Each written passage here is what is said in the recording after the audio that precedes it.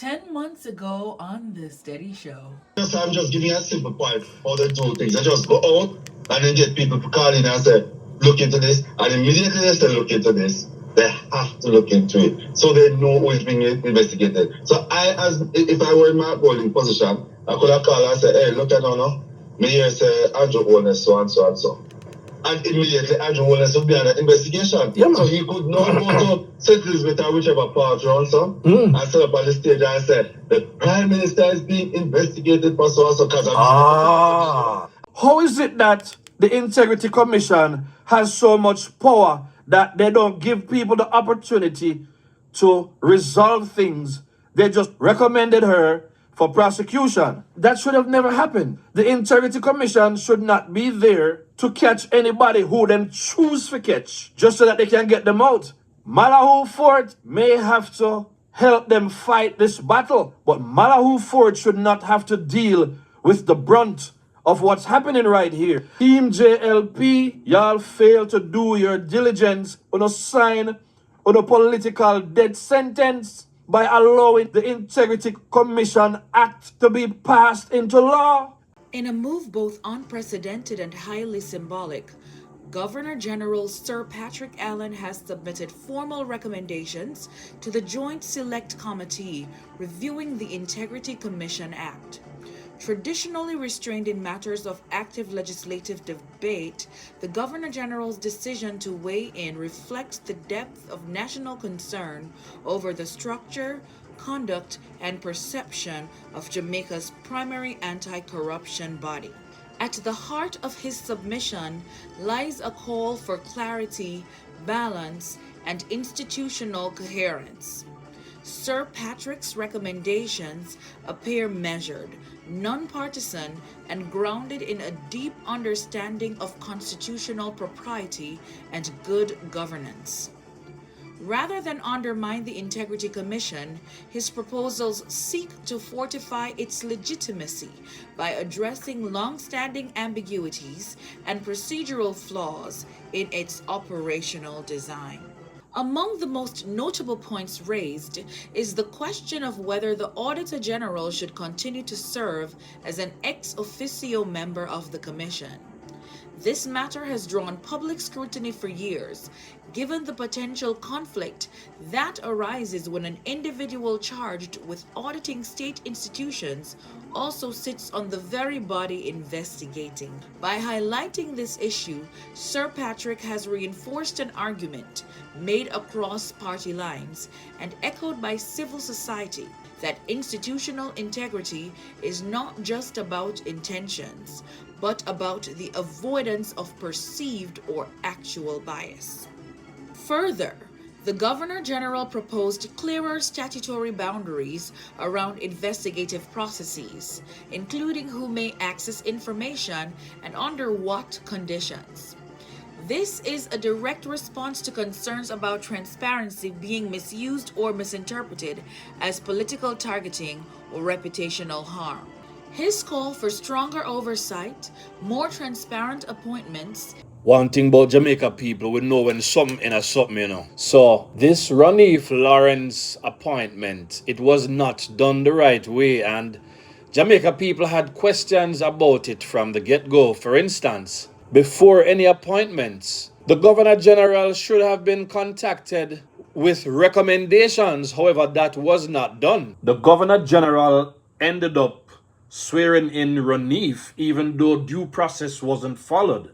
Also, in the last part of the Gleaner article, it says, this deficiency in law, Sir Patrick said, became particularly clear when the IC recently had to appoint an active executive director and resorted to the same process used for permanent appointment. PNP aligned people here, they're taking advantage of these gaps.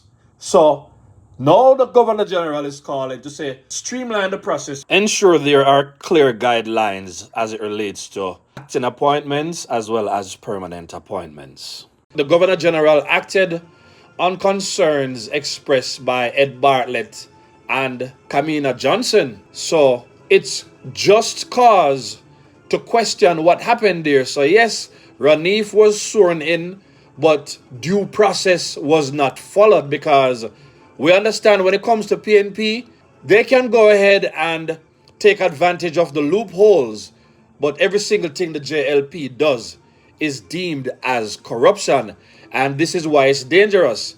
And I have to bring in Marlene Malahu Fort in this conversation again, because from the get-go, she told them something is wrong with this law. It should not have been passed into law. Systemic issues have been created, and I believe they were deliberately done so to benefit the PNP, and now we have problems. And accountable reporting mechanisms suggests a model of governance that empowers the Commission while shielding it from politicization. Importantly, Sir Patrick also advocates for a recalibration of the delicate balance between confidentiality and public interest, arguing for a structure that allows the Commission to act decisively, but with procedural safeguards that ensure due process is respected. This intervention does not seek to diminish the Commission's authority. Rather, it attempts to preserve its credibility in a climate of rising distrust. In doing so, the Governor General has exercised his moral authority to steer the conversation toward constructive reform, reminding all stakeholders that the rule of law must be upheld not only through institutional strength, but through principled design. His contribution should be seen for what it is: a sober, non-political appeal to restore balance, clarity, and public confidence in Jamaica's anti-corruption architecture. Parliament should receive it not as an intrusion, but as guidance from the nation's highest constitutional office, an office rarely moved to speak, and only when the stakes demand it. If you no think you no see Mark Golden ball yet, I know him a go ball. I know him a go ball. Listen, the Bible saying, God is not the author of confusion. Mark Golden is the author of the Integrity Commission Act, and a be confusion in it. That simply means to say, the devil send Mark Golden come, and I know God.